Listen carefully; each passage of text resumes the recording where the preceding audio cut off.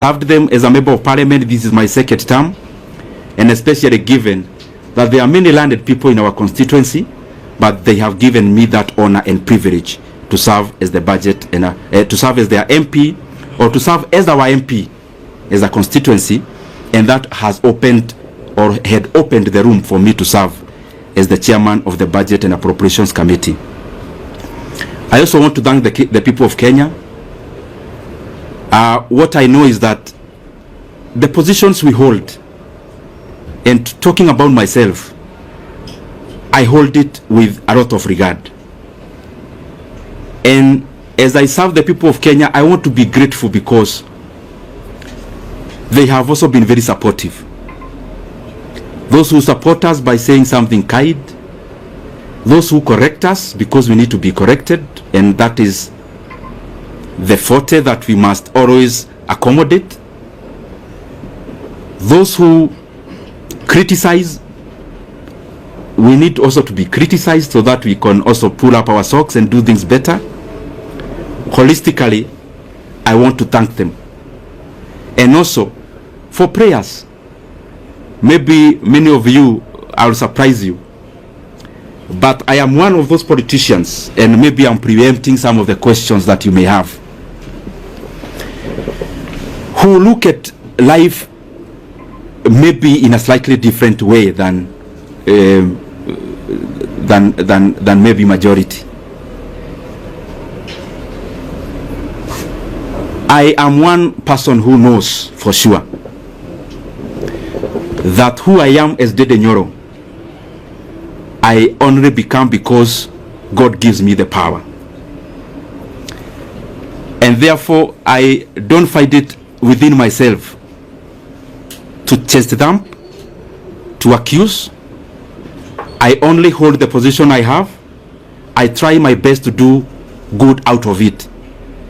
And therefore, I have said that because there are people who we have never interacted, but they pray for us. Praying for us, sometimes we get wisdom that we would not have gotten before, relying on our own selves. And therefore, I am grateful to all Kenyans for the input, because whatever we achieve, or whatever we have achieved it out of all that concerted effort. Maybe only highlighting one thing among the many we have been able to do, and it's just an experience of the things we used to do when I was serving in that capacity. You have to balance among many things, because what happens in resource allocation is that you only need to be optimal. Where can you put money that then will yield most of the outcome? And at some point in the chase for resources and allocations, there was the issue of the JSS teachers, whom you know very well. By then they were called moguls. And I was feeling very compelled then as the chairman of budget that whatever else we are doing, and that was around last time when the issue about resources was very pronounced out of the issues that happened in July. But out of the things we did, among the few that I'm very, very proud of, is the confirmation of the JSS teachers to permanent and pensionable terms. It gives me a lot of satisfaction, and especially given that I took it as my burden to make sure that that was done. But I'm not claiming to have done it by myself. It is teamwork among the committee members, teamwork among the other consultations that you need to do as the chairman of budget, which I am very truly grateful for. I want to stop there and pick some questions. I only request, I am a Kenyan, as I said when I was starting. I know, because I don't want to pretend that you as a journalist, there is what you really want me to say today. But I also feel it is important that the things you have said are equally important for the country, and especially the transition, given the position I held. I used to invite you, you used to cover. I felt it is beholden upon me to also call you when it it is time to pack. So if you might, or if I can indulge you, because I'm still here and you are still here, anything else, there is so much time to talk about it. So thank you very much. I open the floor.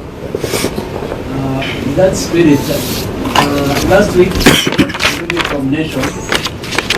Last week, you are? Ruby from Nation. Okay.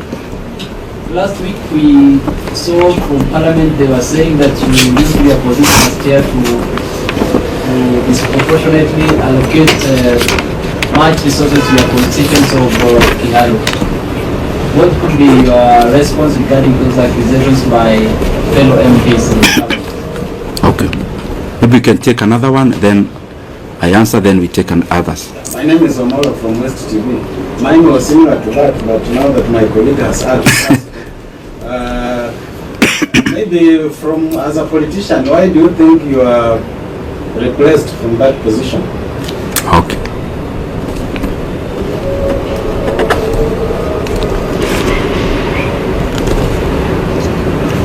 Yes, my brother. Yes, Moses on the side here. You are? Moses. Moses from Star. Oh, Moses. Ah, yes, I know you. You know the country is expectant. When I say that, I know what I mean. Yes. Kindly just give us a hint on this expectation. Okay. We can take one lady. I'll come to you, then we answer. I'm here. Yes, my sister. Naitwa Millicent kutoka KBC. Umezungumzia mafanikio ambayo umefanya kama mwenyekiti, labda ni yapi ambayo unaweza kusema kama kutekeleza kikamilifu, na pia kuna hili swala la public participation bado ni donda sugu kabisa, halijaweza kushughulikiwa kikamilifu, labda hata wakati unapoondoka ni kitu ambacho unaweza kusema. Let me answer this so that I don't forget, and then we can answer the others. Dubi from Nation, you've asked about the comments that were made in Parliament last week. I would just implore upon everyone, because I'm not the first person to hold this position, respectively so. You can do an analysis for the past many years that this position has existed, and then try to see and compare for yourself, because many times it's not good to talk about yourself, because you are likely to be subjective. To be objective, the data is out there, just check. However, on the same, every politician have their own brand of politics. Myself, I do not answer evil with evil. Neither do I answer insults with insults. Basically, we are all different, and I don't want to purport to know better what I am not, and therefore I am okay as a leader. You cannot continue being provoked and then you dance to the tune. And I also want to say that anger and hatred is too heavy a burden for any leader to carry. And you only carry anger and those kind of other negative emotions to the advantage of the distractors. So it is important then, in politics you draw your line, you know this is the kind of politics I want to play, draw that line, whatever it is, follow through. Secondly, in terms of Wamalwa West TV, on why, you asked me a very difficult question on why I was repressed. I also don't know. And I am saying it in good faith. I didn't come here to accuse anyone today, or I only came to set the record straight. No one in the leadership of our coalition, from whichever position,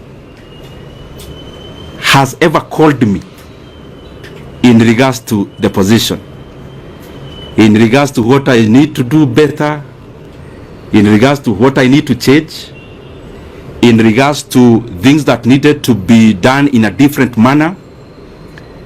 It's very good for me to put it into record, because as I said, I was holding this position knowing that I was serving Kenyans, so I am also answerable.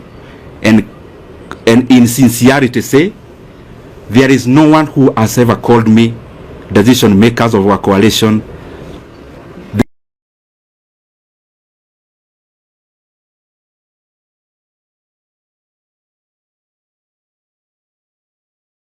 The same way you do.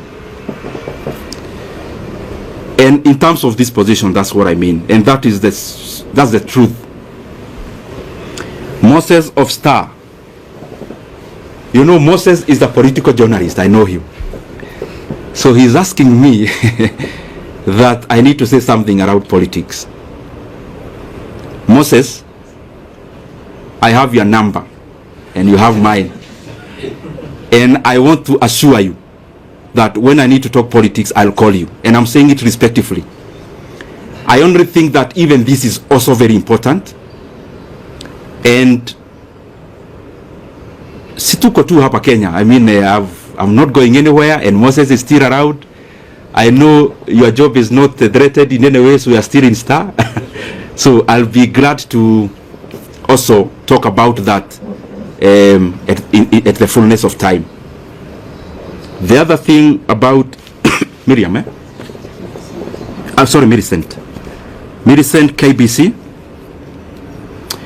There are many things she asked about. Yes, I talked about one thing we did. What about the many others that are challenges that remains to be done? Of course, there are many. There are many things that we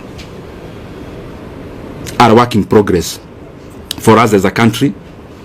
And referencing to the position I was serving, the issue of public debt is a major challenge. The issue of stored projects is a major challenge.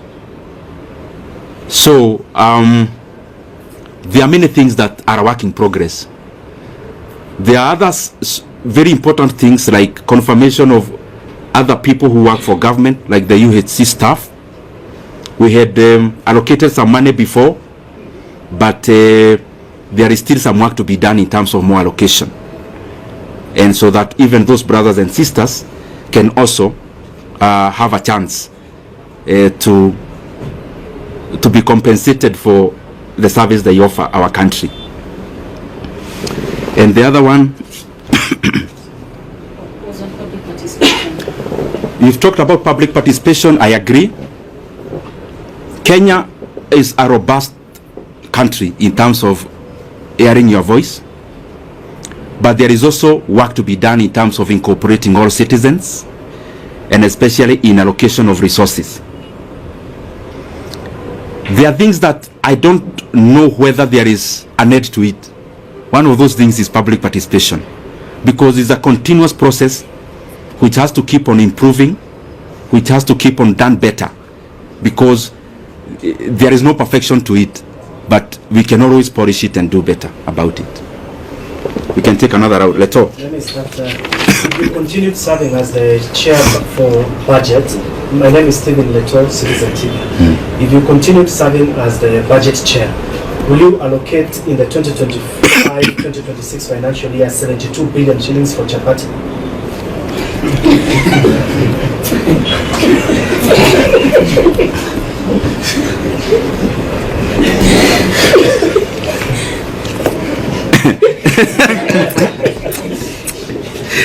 Let me take a few more. Yes, my brother. That cannot be answered alone. My name is Daniel Nsai from the Trans. What do you regret as a national leader in terms of what you are doing, the course that you are holding, and because you've spoken about what you achieved, what did you not achieve that you wanted to achieve?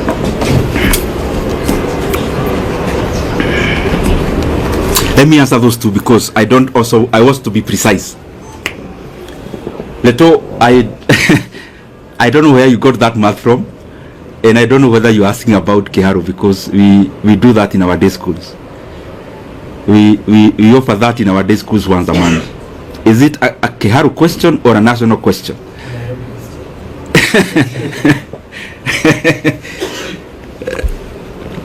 Since I am not here now, let me not hypothesize on what I would do if I was one now. But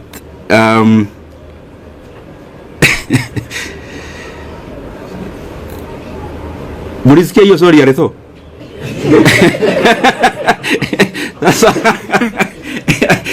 Retho, you want to box me in a corner. I'll answer you that in camera. Because I also don't want to deflect from this.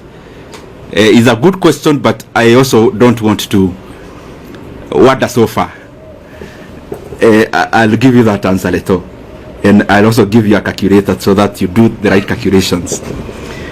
Daniel from Daily Trades. Any regrets? What you could have done better?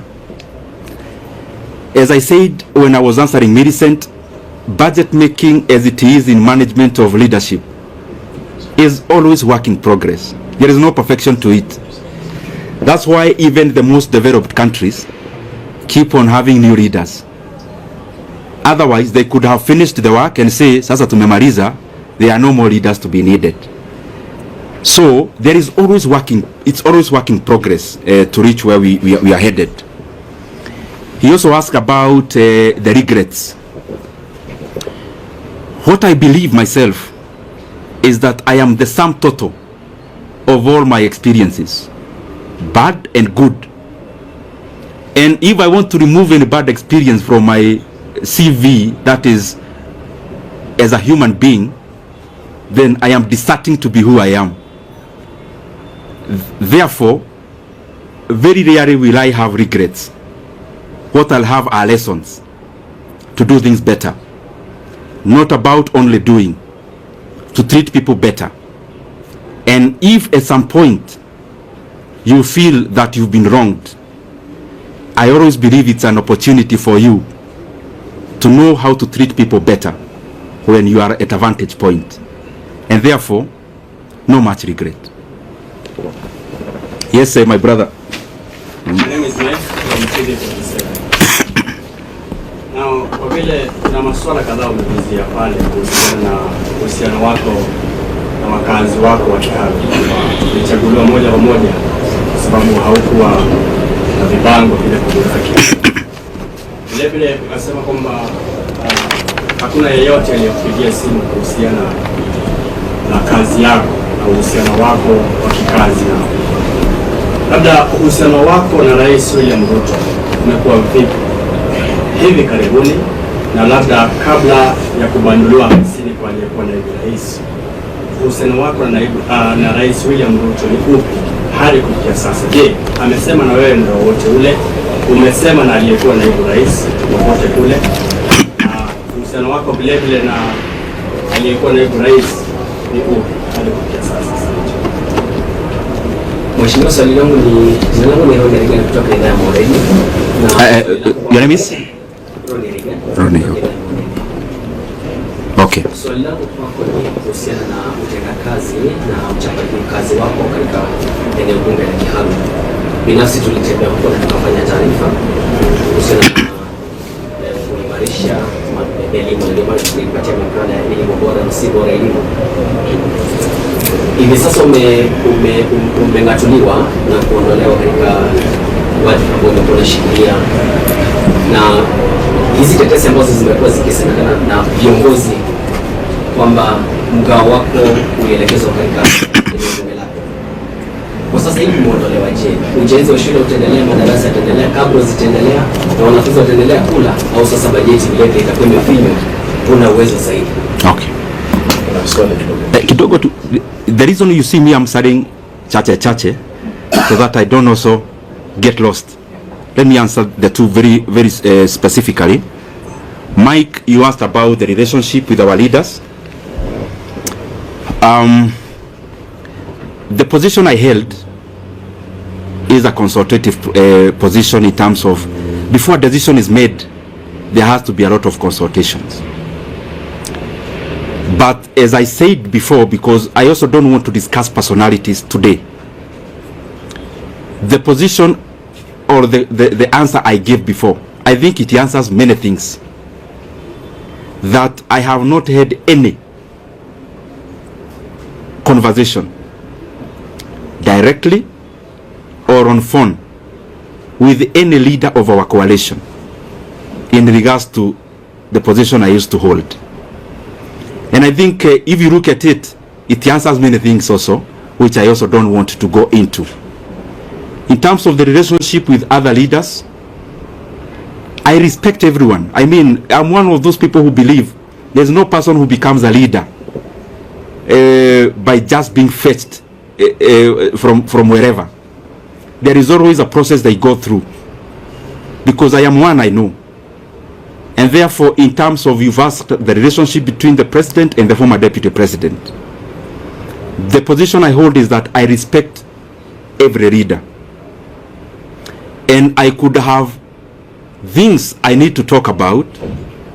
I could have reservations on decisions made, but I don't think it has been within my role to talk about those things, especially in public. The other thing in that question is that maybe for clarity's sake, the last discussion I had with the president of the country, the last political discussion, either a chat or a discussion, as it were, was before October of last year. And I would not want, and you permit me to do that, not to discuss any further about any leader, because as you're all aware, I stopped serving in my position. It's barely a week. I also need to understand many things before I talk, because I believe as a leader, I mean, I lead people. There are people who look up to us as leaders, and therefore even when you see that I am not answering some questions, it's not because I can't answer them. I believe you have covered me previously, and you know for sure that respectively, in this world I only fear God. So whatever I need to say, I have no reservation of saying. But also, we are given wisdom to say when to say, how to say it. And I believe we are here in Kenya. We'll keep interacting. If there is more to be said, if there is more to be clarified, we are allowed. Ronnie,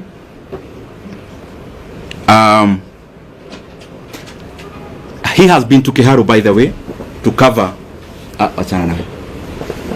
Taoja hii ni maji ya dimu kidogo ndio. Ndio mkiuliza swali kwa ikuwe sawa.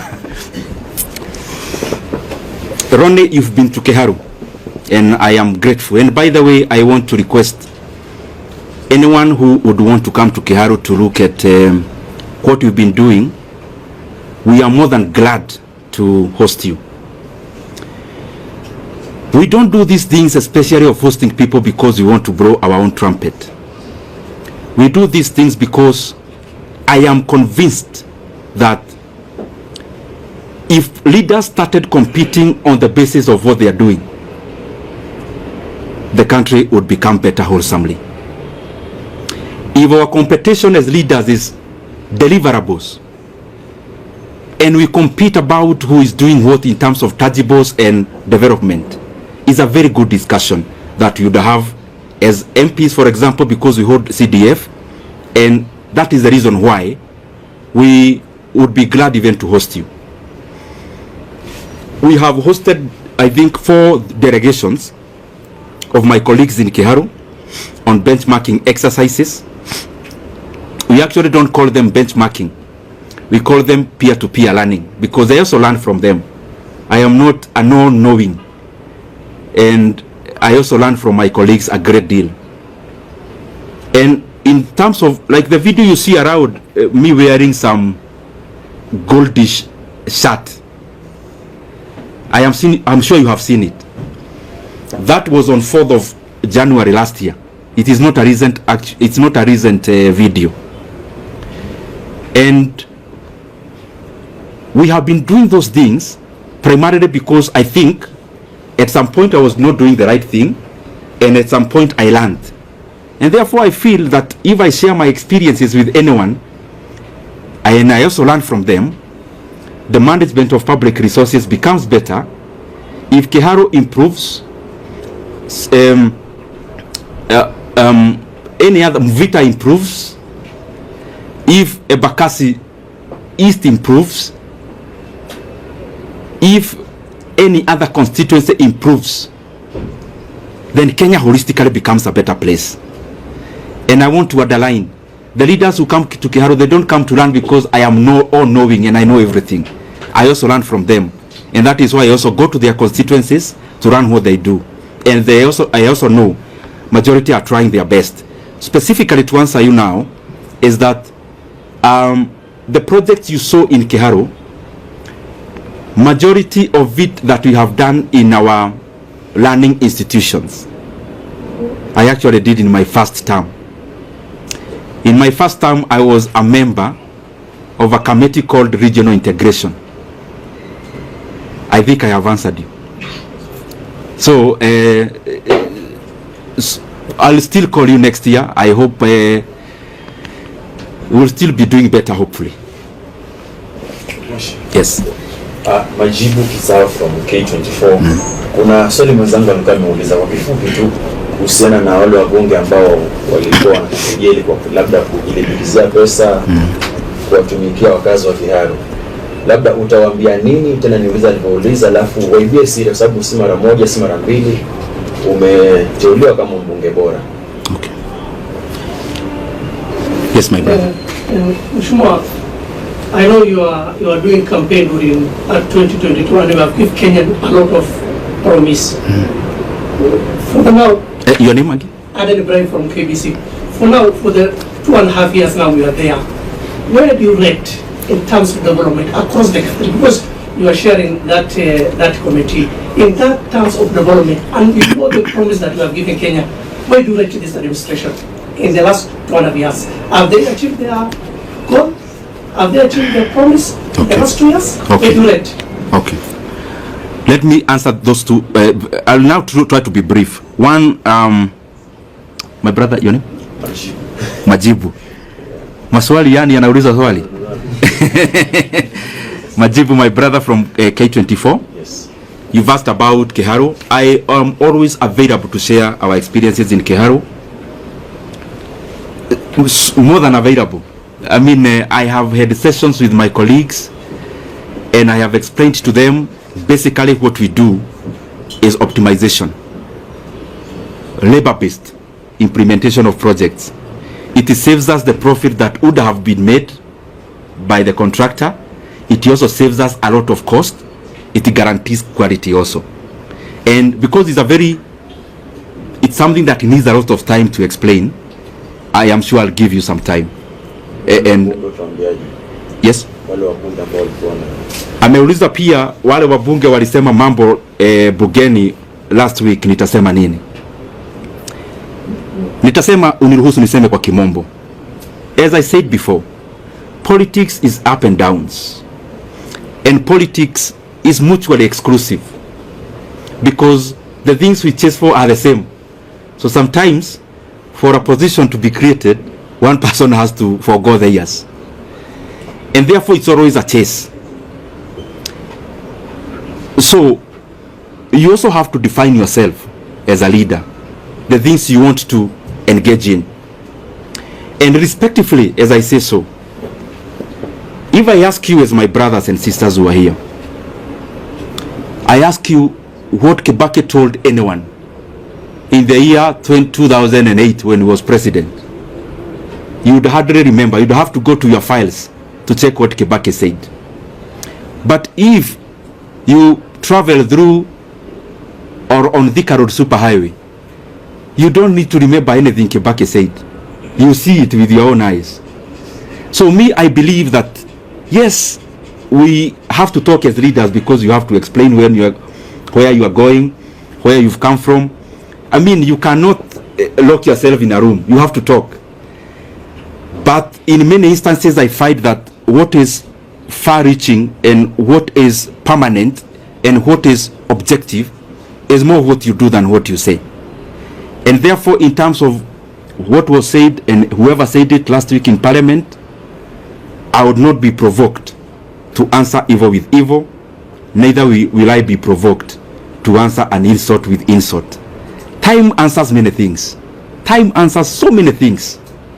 I mean, if I allege, for example, if I come here and allege Kajim here is actually not from Kenya, and I say no, I have evidence, he's actually not from Kenya. Only time. He may not need to say much. The truth and the facts have a way of outliving words, and I hold no grudge against anyone. It is too burdensome to carry any hatred. It is too heavy to carry any ill will against anyone. I mean, you can only do that to the advantage of the people who calculate to make you wander from your path. Oh, sorry, Aden, and I think I'm taking too long to answer questions. Aden, allow me today. You've asked me to rate the government. You know, I've been chairman of budget. Definitely, I am likely to be subjective. In terms of rating of government, allow me not to answer that now because I just left this position barely a week from today. I am likely to be subjective, but I think as leaders from wherever we are, from MCA level to what I hold to every other level, there is always work to be done. And from my corner, hopefully I'll do my best to chip in into that development so that entirely the country becomes better. But I also know, Aden, that, like all of you, I am a Kenyan, I live here, so I see what there is.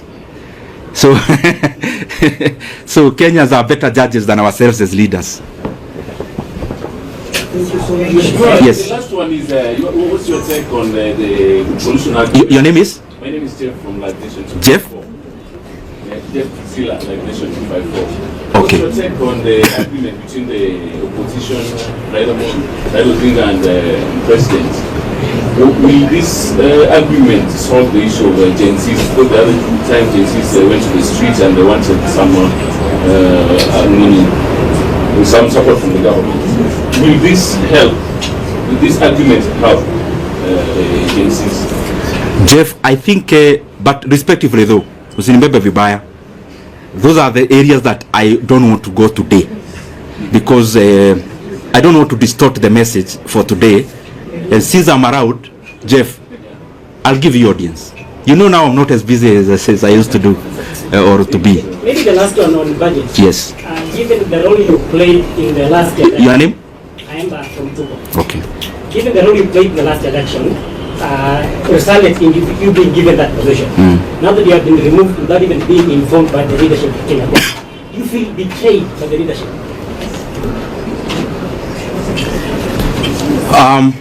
Thank you very much, Aemba. Yours is hapo katikati because it's both political but budget based. So that one I have to say something about.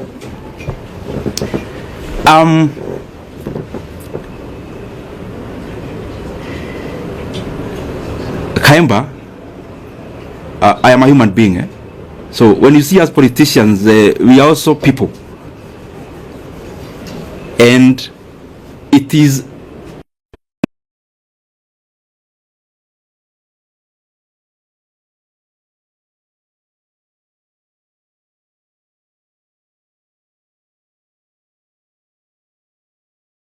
honest, I think that answer it suffices.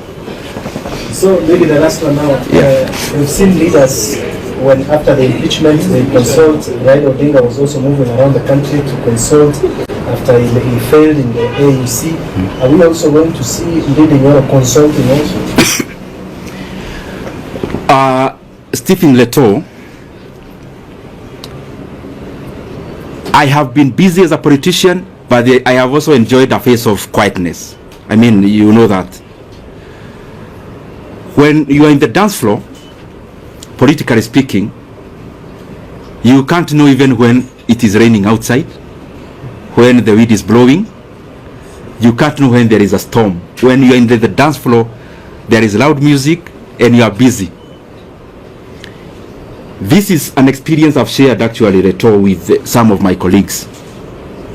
That sometimes as a leader, it is also important that you depart the dance floor temporarily, you go to the balcony, and also you learn. Learning may not mean you are consulting to outdo anyone. Learning may actually mean the dancing styles changed, but you are still fixed on the past ones. Learning may actually also not come by political conversations. It may come with just social interactions. So my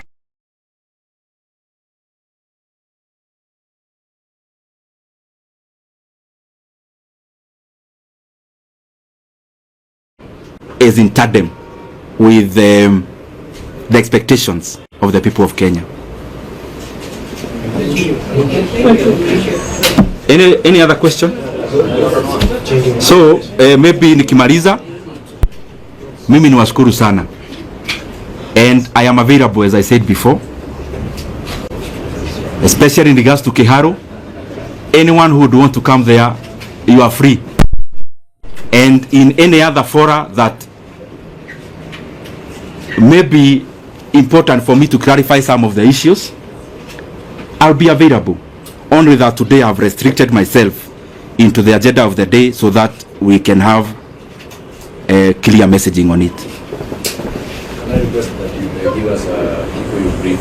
Okay.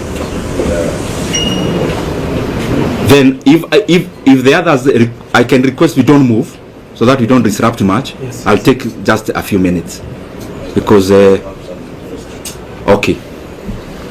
Can I go ahead? Maybe I propose they just ask the 2 or 3 questions that you address them. Oh, you can ask the questions. Can already anyabe juge kaudu. Even as you say,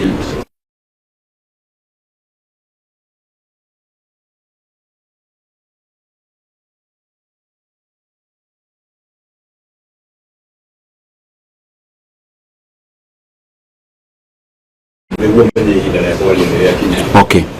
Number 2, Sonia Gomodio a little bit different from, for example, Sonia campaign immediately. What could have changed about the difference? Now, to have a Tony or no, as a modo. Is it an indication that you are not part of government?